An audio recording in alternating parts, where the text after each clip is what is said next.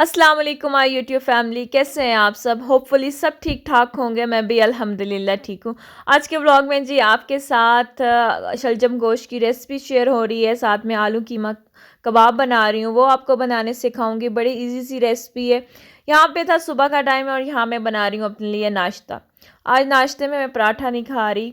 आप लोगों ने मेरे पिछले व्लॉग्स में देखा होगा कि मैं ज़्यादातर अपने नाश्ते में सुबह के टाइम पराठा बहुत ज़्यादा शौक से खाती हूँ।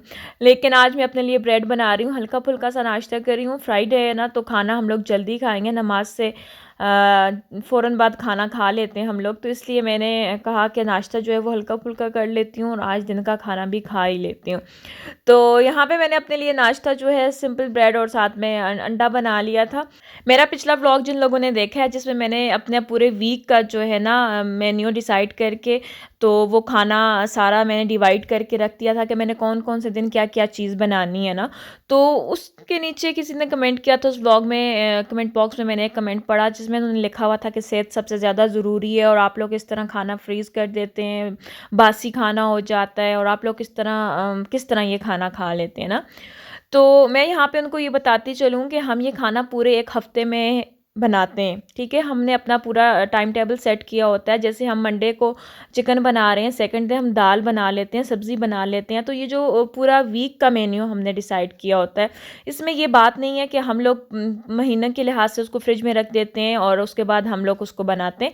जैसे हम आम दिनों में घर में आप लोग भी चिकन फ्रीज़ कर लेते हैं, मटन फ्रीज़ कर लेते हैं कि कोई गेस्ट आ जाता है जल्दी में, तो हम ये सब चीज़ें कर लें।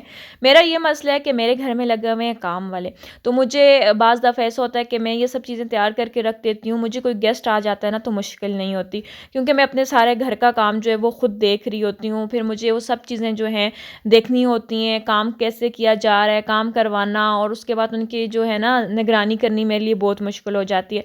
तो फिर मैं लगे हाथों अपना जो पूरा वीक का प्लान है ना वो एक साथ कर लेती हूँ और उसके बाद उस हिसाब से चलती हूँ। और उसके दौरान मुझे मिड में मिस्त्रियों को खाना भी देना पड़ता है। तो हर इंसान की अपनी लाइफ होती है, वो अपनी लाइफ को आसान बनाने के लिए कुछ ना कुछ आइडियाज़ ट्रिक्स ढूंढता है कि वो अपनी लाइफ को ईजी कर सके।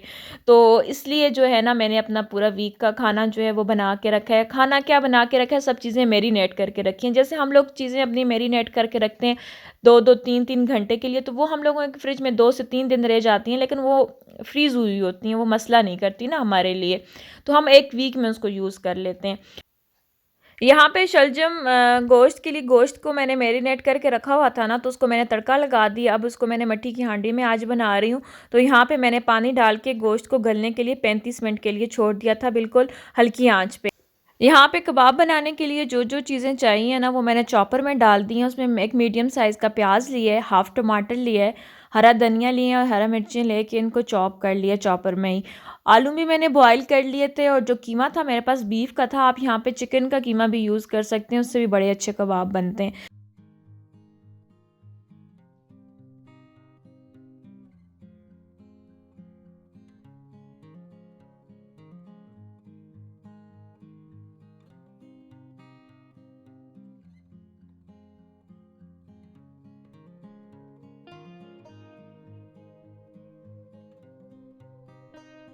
बीफ का जो कीमा था ना, मैंने उसे 3 से 4 मिनट के लिए थोड़ा बॉयल किया है और उसको उसका पानी निकाल दिया था और ड्राई होने के लिए रख दिया था। उसके बाद मैंने कीमे को यहाँ पे ऐड किया इसी चॉपर में, क्योंकि इसमें प्याज धनिया वगैरह भी है ना, तो 1-2 राउंड में इसको मैं चॉपर में दूंगी ताकि जितना मसाला भी इसमें मैंने डाला है ना, दूसरे जो मसाले हैं वो मैं लास्ट में डाल दूंगी किसी खुले बर्तन में निकाल के। लेकिन अभी मैंने कीमे को इन सब चीज़ों के साथ तब मिक्स किया ना, तो इससे जो टेस्ट जो है ना वो काफ़ी अच्छा आ जाता है, मसाला अंदर तक जज्ब हो जाता है। यहाँ पे आलू और कीमा बिल्कुल अच्छे से मिक्स हो गए थे। यहाँ पे मैंने हाफ़ टी स्पून जो है ज़ीरा पाउडर डाला है, हाफ़ टी स्पून काली मिर्च, हाफ़ टी स्पून धनिया पाउडर, हाफ़ टी स्पून लाल मिर्च, नमक हस्बे ज़रूरत आप ऐड कर दें। और अगर आपको ज़्यादा स्पाइसी पसंद है तो आप यहाँ पे कुटी हुई लाल मिर्च भी ऐड कर सकते हैं। मेरे पास यहाँ पे कुछ मैक्रोनी थोड़ी सी बॉयल थी, वो भी मैंने डाल दी है और इसको अच्छे से खुले बर्तन में निकाल के मैंने इसको मिक्स कर लिया है।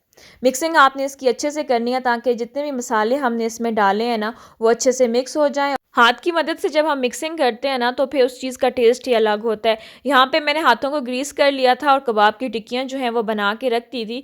मैंने कहा जब सालन तैयार हो जाएगा ना तो लास्ट में जब चावल वग़ैरह बन जाएँगे तो कबाब उस टाइम में फ्राई कर लूँगी, क्योंकि कीमा मैंने थोड़ा बॉयल भी किया हुआ है और ये कीमा मैंने 2 मरतबा निकलवाया था मशीन में से, तो ये सही बारीक है।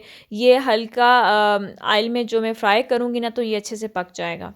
गोश्त यहाँ पे अच्छे से गल गया है और यहाँ स्टेज पे मैं शलजम ऐड करूँगी, क्योंकि पहले मैंने शलजम नहीं डाले। गोश्त को गलने में थोड़ा टाइम लगता है ना, तो शलजम बिल्कुल गायब ही हो जाने थे, बिल्कुल गल जाने थे, तो इसलिए मैंने पहले गोश्त को पकाया है, उसके बाद शलजम डाल रही हूँ।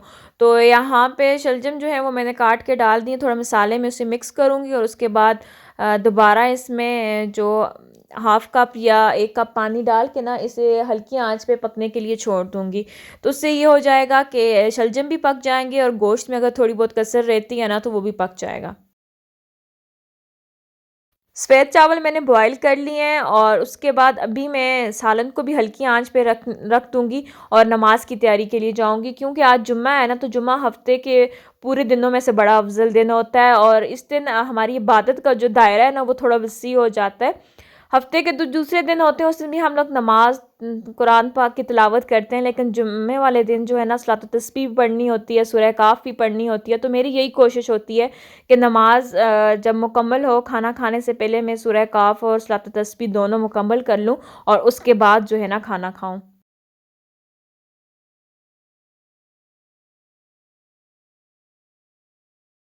नमाज़ पढ़ने के बाद दोबारा मैं किचन आई हूँ, तो यहाँ पे सालन पक के शलजम भी अच्छे से गल गए थे और गोश्त भी अच्छे से गल गया था।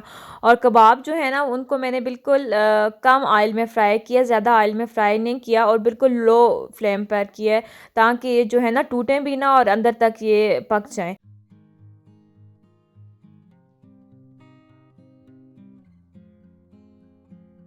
यहाँ पे मैंने अपने लिए खाना निकाल दिया था और ग्रीन चटनी जो है ना वो मस्ट है। मैं खाने के साथ सैलेड और चटनी पर कोई कॉम्प्रोमाइज़ नहीं करती। खाना जब बनाती हूँ ना तो चटनी और साथ में सैलेड लाज़मी होना चाहिए। खाने का मज़ा ही जो है ना इन दोनों में होता है। तो बाकी हमारे यहाँ जो शलजम गोश्त है ना वो काफ़ी पसंद किया जाता है। शलजम गोश्त और साथ में सफ़ेद चावल। नहीं तो फिर मेरी मम्मा जब हम बचपन में होते थे ना तो शलजम बनाया करती थी, साथ में मकई की रोटी और हम देसी घी डाल के ना वो खाते थे। यकीन करें इतना अच्छा उसका टेस्ट होता था। अब वो दिन कहाँ, अब मम्मा बना के ही नहीं देती वो चीज़। कहती हैं भाई अब खुद बनाओ और खुद खाओ, बस बड़े हो गए हो आप लोग। यहाँ मैं अपने लिए बना रही हूँ जी खाना खाने के बाद टी, और ये जो टी है ना थोड़ी डिफरेंट सी है। ये कोरियन है, तो इसको मैंने गर्म पानी में डाल दिया था। इसमें नट्स और साथ में जो है ना दालचीनी का इतना ज़्यादा टेस्ट आ रहा था और जो इसकी खुशबू थी ना बहुत ही मज़ेदार सी थी।